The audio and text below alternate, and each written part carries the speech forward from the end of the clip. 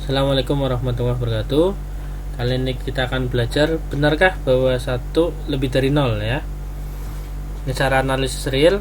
Nanti kita tahu bahwa 1 itu adalah elemen identitas dari perkalian dan 0 elemen identitas dari penjumlahan ya. Sementara kita baru punya 2 elemen yang berada di R, yaitu 1 dan 0. Kemudian yang lain belum tahu. Ada 3 teorema. Yang pertama adalah jika A berada di dalam R dengan A-nya tidak boleh sama dengan 0, maka A kuadrat pasti positif atau pasti lebih dari 0, atau A kuadrat ini pasti himpunan bilangan positif. Yang kedua, teoremanya adalah 1 itu positif ya. 1 itu bilangan positif. Sini dituliskan 1 lebih dari 0, tapi kan artinya berarti 1 itu adalah bilangan positif. Kemudian yang ketiga, jika n adalah himpunan bilangan asli, maka n-nya positif. Jadi yang ketiga disuruh membuktikan bahwa himpunan bilangan asli itu positif, pasti positif. Pembuktiannya sebagai berikut. Yang pertama, jika A di dalam R dan A-nya tidak sama dengan 0, maka A kuadrat lebih dari 0. Nah, menurut sifat dikotomi, beda dikotomi properties, jika A-nya tidak sama dengan 0, maka kan ada 2 kemungkinan lain, yaitu A-nya di dalam P atau negatif A yang di dalam P. Dalam hal ini, untuk negatif A di dalam P, itu maksudnya adalah A-nya adalah berada di himpunan bilangan negatif. Nah, kemungkinan yang pertama adalah A di dalam P. Kalau A di dalam P, maka menggunakan sifat urutan yang kedua, yaitu perkaliannya tertutup. Maka A dikali A juga harus berada di P. Artinya apa? Kalau A kali A berada di P, artinya A kuadrat ini berada di P, atau A kuadrat lebih besar dari 0. Kemudian kemungkinan yang kedua, kalau negatif A-nya yang berada di P, maka dengan sifat tertutup, ini di P dikalikan ini lagi, yaitu di P, maka hasilnya harus berada di P. Sifat tertutup yang kedua, tertutup terhadap perkalian. Jadi negatif A dikalikan negatif A yang mana sama dengan A kuadrat itu berada di P. Artinya apa? Kita bisa membuktikan atau menyimpulkan bahwa kalau A-nya tidak 0, maka A dikuadratkan lebih dari 0. Baik A-nya berada di P ataupun negatif A-nya yang berada di P, atau A-nya berada di himpunan bilangan negatif. Jadi untuk semua kemungkinan terbukti bahwa A kuadrat itu pasti positif. Nah, ini sudah terbukti. Untuk membuktikan yang kedua, bahwa 1 lebih dari 0, ya kita tinggal ambil saja. Ini kan untuk jika A-nya berada di R, ambil A-nya sama dengan 1. Kalau A-nya sama dengan 1, jelas tidak sama dengan 0 ya. Maka 1 kuadrat lebih dari 0. 1 kuadrat itu berapa? 1 kuadrat itu 1. Jadi terbukti bahwa 1 lebih dari 0, gitu ya. Dan yang ketiga, untuk membuktikan jika n di dalam himpunan bilangan asli, maka n-nya positif. Kita menggunakan induksi matematika, yaitu kita ambil n-nya sama dengan 1. Kita ambil n-nya sama dengan 1. Nah, ini sudah dibuktikan bahwa untuk n sama dengan 1 lebih dari 0, gitu ya. Ini ganti 1 lebih dari 0. Kan sudah dibuktikan sebelumnya. Artinya apa? Artinya benar. Untuk n sama dengan 1, maka pernyataan tersebut benar.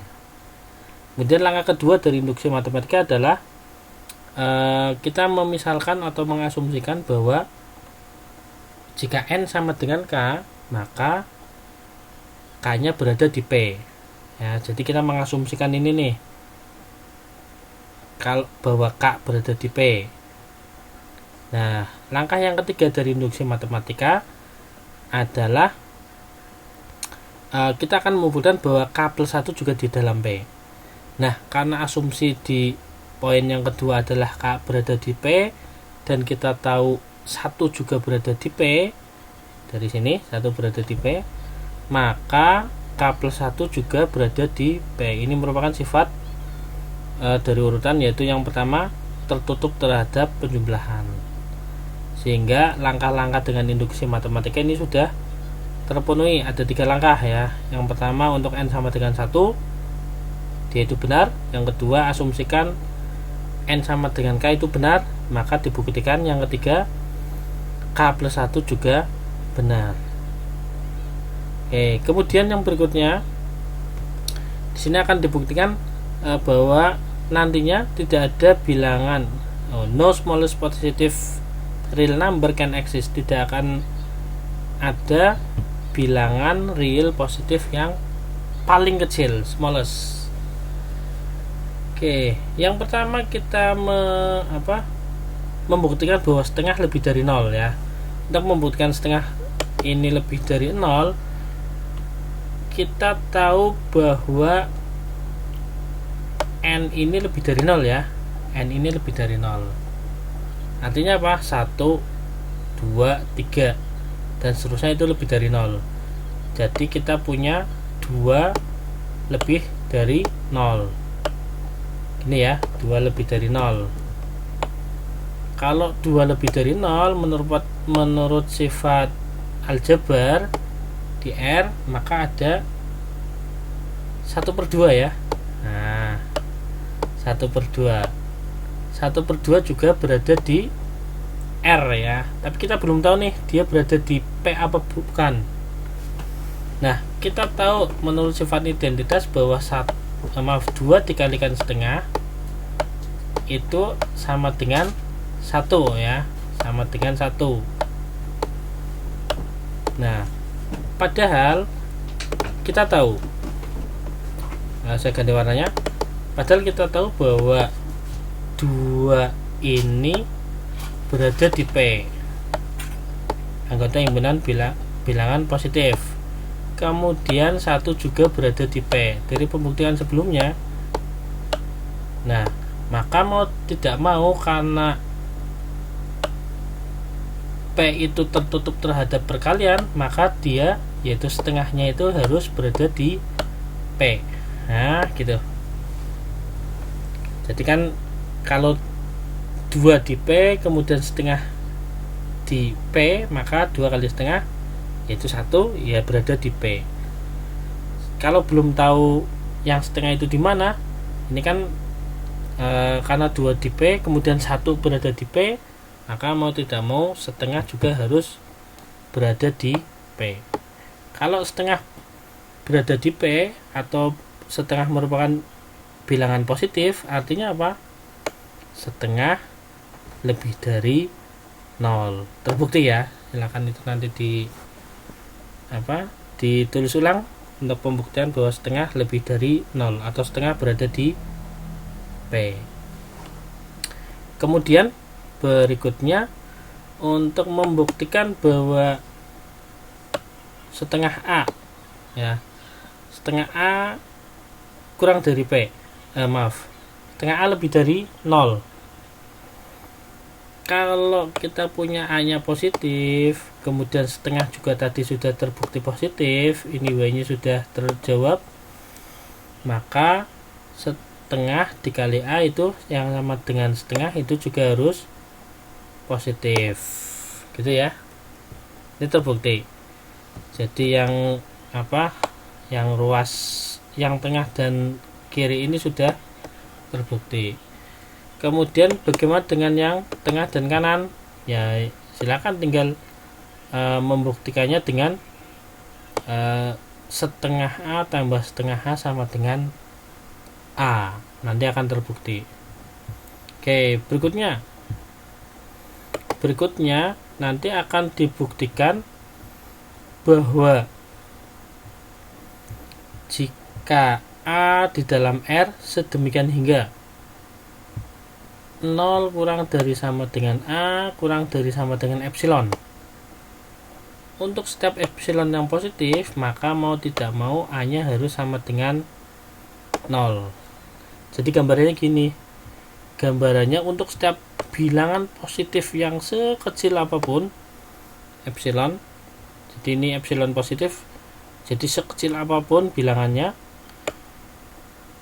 jika memenuhi A nya jika memenuhi 0 kurang dari sama dengan A kurang dari epsilon, maka mau nggak mau ada epsilon lagi nih di antara A dengan ini, ada epsilon lagi. Nanti kalau digambarkan dengan garis bilangan, ini misalkan 0, kemudian di sini A-nya,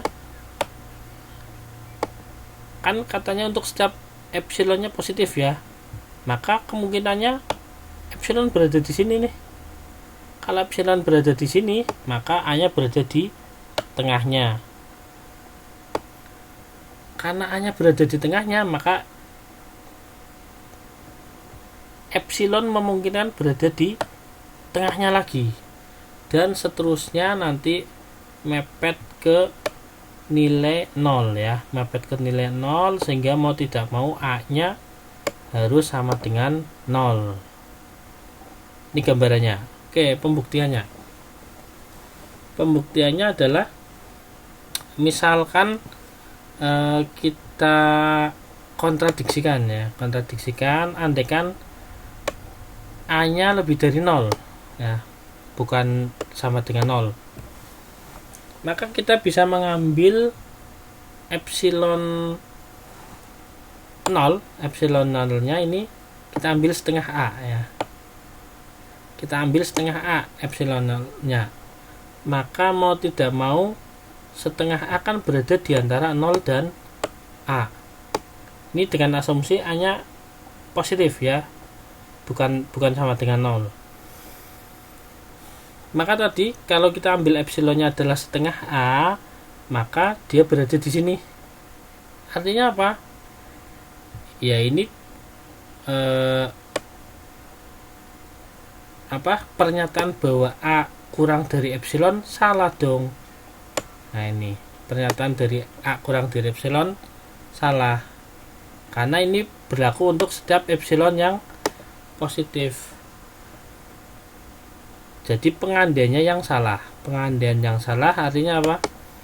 Artinya ini salah, A-nya tidak lebih dari 0. Karena A-nya tidak lebih dari 0, maka mau tidak mau A-nya harus sama dengan 0. Jadi yang ini lebih dari nggak kepakai, tapi yang kepakai harus yang sama dengan 0.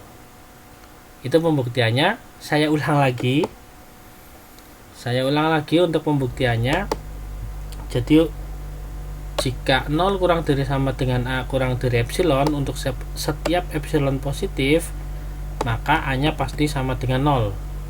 Tadi gambarannya ini ada epsilon di antara A, nanti ada epsilon lagi, dan seterusnya, nanti mau tidak mau A nya mepet ke nilai 0 ya. Pembuktiannya adalah kalau misalkan ini kan ada dua kemungkinan nih, A nya lebih dari 0 atau A nya sama dengan 0.